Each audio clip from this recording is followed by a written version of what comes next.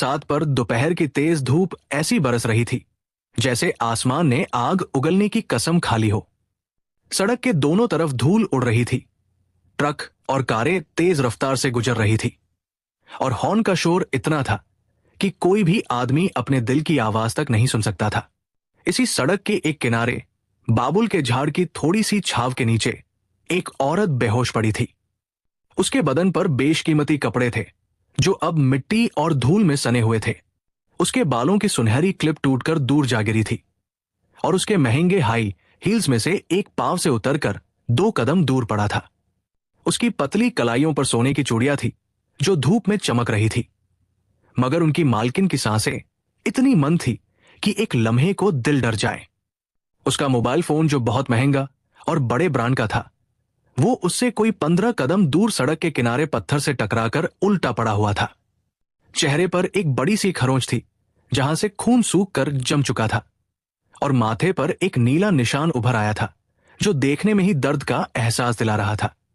गाड़ियां लगातार गुजरती रहीं। एक बड़ी एसयूवी रुकी। अंदर बैठे 2 लोगों ने खिड़की से झांक कर देखा, आपस में कुछ बातें की और फिर गाड़ी आगे बढ़ा दी। एक बाइक सवार रुका, अपना मोबाइल निकाला, उसने 5 सेकंड का वीडियो बनाया और रवाना हो गया। 3 राहगीर पैदल आए, झुक कर देखा और ये कहते हुए आगे बढ़ गए कि ये हमारा मामला नहीं है। एक बुजुर्ग महिला रुकी, अफसोस जताया, मगर बोली कि वो बूढ़ी है और कुछ कर नहीं सकती। कुछ लोग दूर से ही नजरें चुराकर निकल गए जैसे उन्होंने देखा ही नहीं। दुनिया अपनी रफ्तार से चलती रही और वो औरत वहां अकेली पड़ी रही, जिंदगी और मौत के बीच की उस बारीक लकीर पर खड़ी जहां वक्त बड़ा जालिम होता है। इन्हीं लोगों की भीड़ में इसी सड़क के किनारे किनारे एक नौजवान लड़का पैदल चला रहा था। उसके पांव में सस्ती चप्पल थी जिसका एक पट्टा ढीला हो गया था और बार बार उसकी एड़ी पर लगता था। उसकी सफेद कमीज पर पसीने के निशान थे। कंधे पर एक पुराना झोला था जिसमें कुछ कागज और एक पानी की बोतल थी। उस लड़के का नाम था विक्रम पांडे। उम्र कोई 25 साल। चेहरे पर थकान थी मगर आंखों में एक ऐसी चमक थी जो गरीबी भी नहीं बुझा पाई थी। वो उस दिन शहर के एक छोटे से दफ्तर में नौकरी के लिए गया था। वहां भी निराशा ही मिली थी। मालिक ने कहा था कि तुम्हारी डिग्री अधूरी है, हम नहीं रख सकते। विक्रम वापस लौट रहा था, खाली हाथ, भारे मन से और एक ऐसे इंसान की तरह जिसे लग रहा हो कि इस शहर में उसके लिए जगह नहीं है। तभी उसकी नजर उस औरत पर पड़ी। पहले उसने सोचा शायद कोई थकी हुई है, लू लग गई होगी, मगर जब उसने एक कदम पास जाकर देखा तो उसे समझ आया कि मामला गंभीर है। औरत की सांसें बहुत धीमी थी, होंठ सूखे थे, चेहरे पर खरोंच और खून के निशान थे।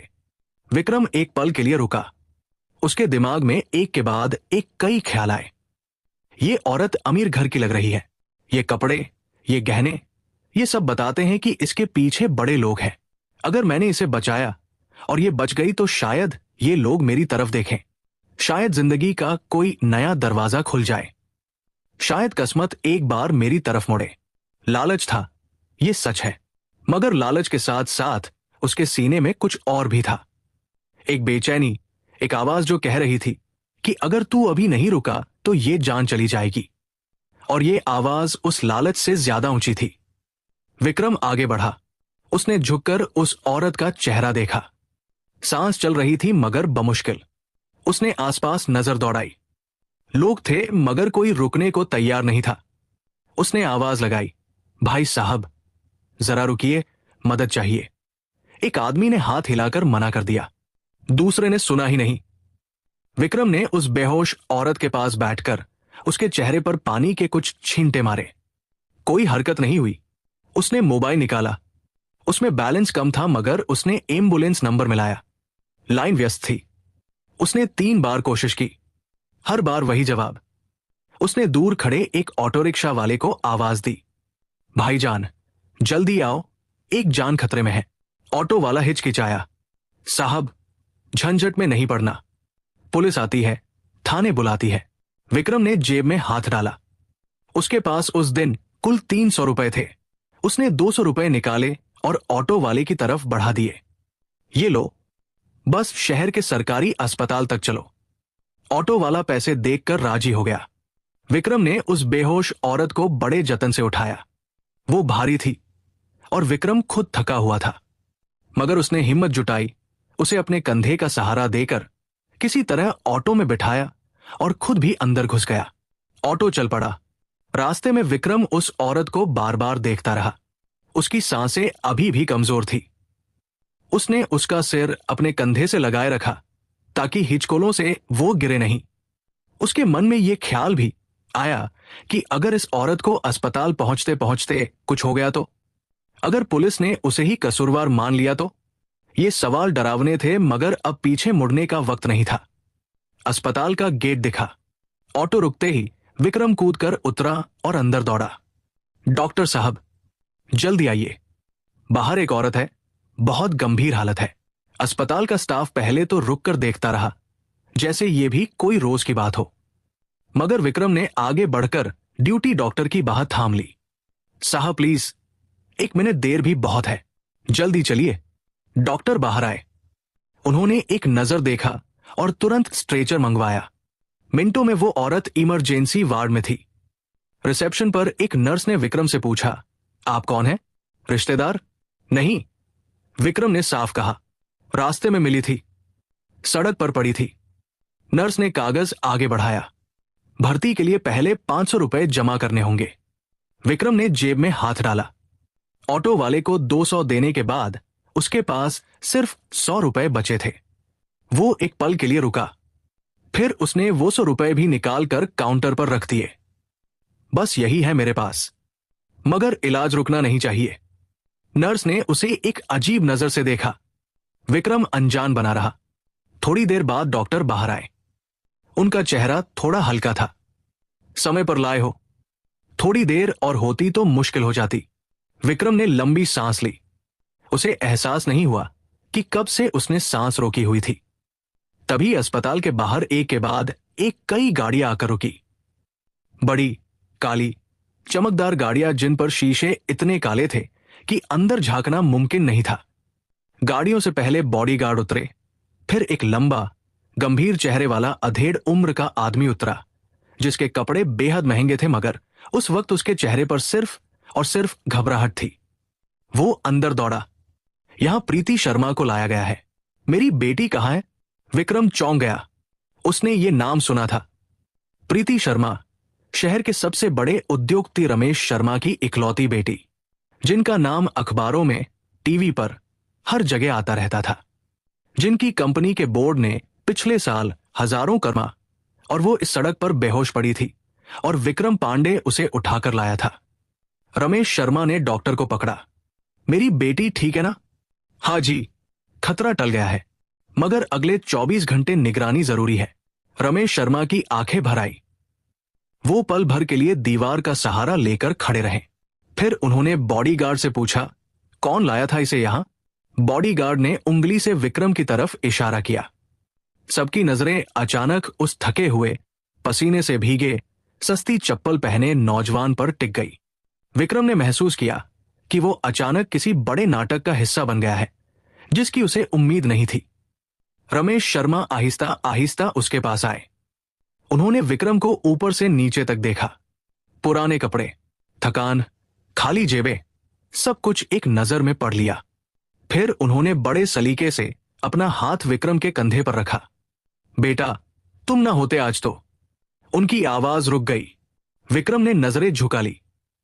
उस लम्हे उसके अंदर जो लालच था, वो एक पल के लिए पीछे हट गया और उसकी जगह एक अजीब सी शर्मिंदगी आ गई। इस आदमी की आंखों में जो दर्द था, जो राहत थी, जो कृतज्ञता थी, वो नकली नहीं थी। तभी अंदर से एक पुलिस इंस्पेक्टर दाखिल हुआ। उसकी आंखें तेज थी और उसने विक्रम को देखते ही अपना रुख सख्त कर लिया। यही है जो उसे यहां लाया? जी, नर्स ने कहा। इंस्पेक्टर विक्रम के करीब आया। नाम? विक्रम पांडे। क्या कर रहे थे वहां उस वक्त? नौकरी ढूंढकर वापस आ रहा था। कहां से? सिटी सेंटर से। इंस्पेक्टर ने आंखें सिकोड़ी। कहीं ये काम तुमने तो नहीं किया? लड़कियों को रोककर। विक्रम का चेहरा पल भर के लिए लाल हो गया, मगर उसने आवाज नहीं उठाई। साहब, जब मैं वहां पहुंचा तो वो पहले से ही गिरी हुई थी। मैंने बस उन्हें अस्पताल तक पहुंचाया। इंस्पेक्टर ने फोन निकाला और किसी को कुछ कहा। कुछ ही देर में उस जगह की सीसीटीवी फुटेज मंगवाई गई। अस्पताल के एक कमरे में वो फुटेज लैपटॉप पर चली। साफ दिख रहा था, एक सफेद रंग की कार तेज रफ्तार से आई। उसने प्रीति शर्मा को टक्कर मारी और बिना रुके भाग गई। कार के नंबर प्लेट का कुछ हिस्सा कैमरे में आया था और उसके ठीक 4 मिनट बाद विक्रम पांडे पैदल वहां से गुजरता दिख रहा था। वो रुका, उसने प्रीति को देखा, झुका, पानी दिया, आवाजें लगाई और फिर ऑटो रोककर उसे उठाकर ले गया। इंस्पेक्टर ने एक लंबी सांस ली और फिर विक्रम की तरफ मुड़ा। अच्छा काम किया है लड़के। शाम होते होते ये खबर पूरे शहर में फैल गई। चैनलों पर ब्रेकिंग न्यूज चलने लगी। आम गरीब नौजवान ने उद्योगपति की बेटी की जान बचाई। मीडिया वैन अस्पताल के बाहर खड़ी हो गई।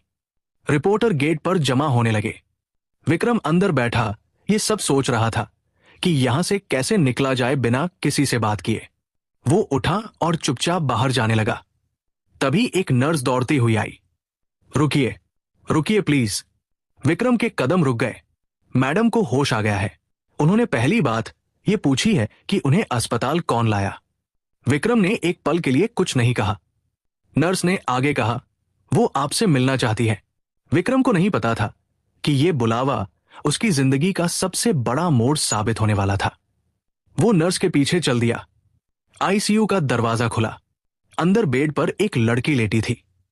आंखें खुली थी, चेहरे पर पट्टियां थी, हाथ में नली लगी थी, मगर उस सब के बावजूद उसकी आंखों में एक अजीब किस्म का वकार था, एक खामोश मजबूती जो बताती थी कि यह लड़की इस हाल में भी टूटी नहीं है। उसकी आंखें विक्रम पर टिकी। आप विक्रम हैं? विक्रम ने धीरे से सिर हिलाया। जी, प्रीति ने कमजोर मगर साफ आवाज में कहा। आपने मेरी जान बचाई। विक्रम ने नजरें दूसरी तरफ की। मैंने बस वही किया जो करना चाहिए था। प्रीति ने उसे गौर से देखा। वहां और भी लोग थे। किसी ने हाथ नहीं बढ़ाया। विक्रम के पास इसका कोई जवाब नहीं था। कुछ देर की खामोशी छा गई। उस खामोशी में एक अजीब किस्म का सुकून था। दो अनजान इंसान, दो अलग अलग दुनियाओं के एक ही कमरे में बिना किसी शोर के एक दूसरे को समझने की कोशिश कर रहे थे। बाहर दरवाजे पर खड़े रमेश शर्मा ये सब देख रहे थे। उन्होंने विक्रम के सादे कपड़े देखे, उसके थके हुए जूते देखे, उसके चेहरे पर जो सच्चाई थी वह देखी और उनके मन में एक ख्याल आया जो उन्होंने अभी किसी से नहीं कहा था। यह लड़का बाकी सबसे अलग है। बाहर मीडिया शोर मचा रही थी। शहर जाग रहा था। एक नई कहानी की शुरुआत हो रही थी और विक्रम पांडे जो उस सुबह खाली हाथ उदास मन से घर लौट रहा था, आज उस दहलीज पर खड़ा था जहां से जिंदगी बदलती है। बस उसे खुद ये अभी पता नहीं था। अगले 3 दिन अस्पताल में बड़े अजीब से गुजरे। विक्रम को रमेश शर्मा ने खुद कहा था कि जब तक प्रीति पूरी तरह ठीक नहीं हो जाती वो रोज एक बार देखने आए। विक्रम को यह दावत अजीब लगी थी। उसने सोचा था कि शायद ये बस एक औपचारिक बात है जो अमीर लोग कह देते हैं और भूल जाते हैं। मगर जब दूसरे दिन सुबह वो अस्पताल के गेट पर पहुंचा तो गार्ड ने बिना रोके अंदर जाने दिया और कहा कि शर्मा साहब ने आपका नाम लिस्ट में डलवाया हुआ है। यह सुनकर विक्रम के कदम एक लम्हे के लिए रुक गए। उसे एहसास हुआ कि ये लोग सच में उसे याद रखते हैं। यह बात उसके लिए नई थी क्योंकि उसकी पूरी जिंदगी में किसी ने उसे इस तरह याद नहीं रखा था। प्रीति शर्मा का कमरा अस्पताल की 3री मंजिल पर था जो एक प्राइवेट विंग में था। वहां जाने का रास्ता अलग था, लिफ्ट अलग थी और पूरे माहौल में एक खामोश किस्म की महंगाई थी जो विक्रम को हर कदम पर याद दिलाती थी कि वो अपनी दुनिया से बहुत दूर आ गया है। उसके कंधे का वही पुराना झोला था, वही सस्ती चप्पल थी और वही सफेद कमीज थी जिसे उसने रात को धोकर सुबह पहना था। मगर उसने इन सब चीजों को नजरअंदाज करने की कोशिश की और दरवाजा खटखटाया। आइए। अंदर से प्रीति की आवाज आई। विक्रम ने दरवाजा धकेला। प्रीति बेड पर थोड़ी सी उठी हुई बैठी थी। उसके सिर पर पट्टी थी मगर चेहरे पर रंग वापस आने लगा था। नर्स ने अभी अभी उसे नाश्ता दिया था जो आधा खाया हुआ ट्रे में पड़ा था। प्रीति ने विक्रम को देखा और हल्की सी मुस्कान आई। आ गए? जी, विक्रम ने दरवाजे के पास ही खड़े रहकर कहा। अंदर आइए। दरवाजे के पास क्यों खड़े हैं? प्रीति ने कुर्सी की तरफ इशारा किया। विक्रम आकर बैठ गया। कुछ देर दोनों के बीच खामोशी रही, जो अजीब नहीं थी बल्कि एक किस्म का आराम था। प्रीति ने पहले बात शुरू की। आप कल नहीं आए थे शाम को। विक्रम ने हल्के से कहा। सोचा था शायद आराम कर रही होंगी। मैं जाग रही थी, प्रीति ने सीधे कहा। फिर एक पल रुककर बोली, मेरा मतलब यह नहीं कि आना जरूरी था, बस बात करने को मन था। विक्रम ने उसकी तरफ देखा। एक ऐसी लड़की जिसके पास दुनिया की हर चीज थी। वो कह रही थी कि बात करने को मन था। यह बात विक्रम को हैरान करती थी। आप पढ़े लिखे हैं? प्रीति ने पूछा। शौक था पढ़ने का, विक्रम ने जवाब दिया। ग्रेजुएशन करना चाहता था, मगर बीच में ही छोड़नी पड़ी। क्यों? विक्रम ने थोड़ा रुककर कहा। पिताजी बीमार पड़ गए थे, मां अकेली थी, घर चलाना था। पढ़ाई और घर एक साथ नहीं चल सकते थे, तो पढ़ाई पीछे छूट गई। प्रीति ने ध्यान से सुना। उसके चेहरे पर कोई दया का भाव नहीं था, जो विक्रम को अच्छा लगा। अमीर लोग अक्सर गरीबी की बात सुनकर एक खास किस्म का तरसने वाला चेहरा बना लेते हैं, जो विक्रम को हमेशा बुरा लगता था। और अब? प्रीति ने पूछा। अब नौकरी ढूंढ रहा हूं। वही दिन था जब आपको, मतलब जब मैंने आपको वहां देखा। मिली नौकरी? नहीं। कल भी गए थे? नहीं, कल यहां आया था। प्रीति ने उसे देखा। यानी मेरी वजह से आपकी नौकरी ढूंढना रुक गया? विक्रम ने